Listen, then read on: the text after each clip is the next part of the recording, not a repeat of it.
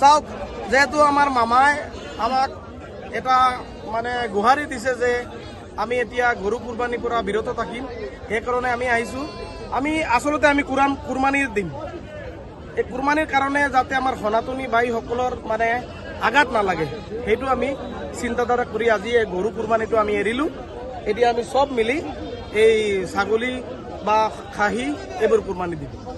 আসলতে সনাতন ধর্মী মানুহৰ মানে মনত আমি আঘাত দিব নিবিচাৰো। এইটো আমাৰ কুরবানিটো আল্লাহ রাজি খুশি করার কারণে, সেই কারণে আমি ছাগলী কুরবানি দিম এইবার। নকব জুই লাগি গৈছে, পুরা বজাৰত জুই নাই। চাও এতিয়া কিনি আছো, আমি সব আহিছো।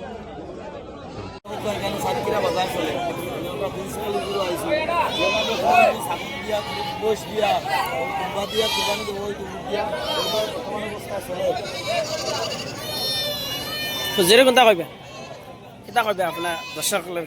আমরা ছাগল দিয়া দিতাম, গরু দিয়ে দিতাম না। আমরা মানে আমরা যে প্রতিনিধি তারা যাতে আস্থা পাবে না, এর কারণে আমরা গরু ছাড়িয়ে আমরা ছাগল দিয়া অন্য জিনিসকে আমরা দিই।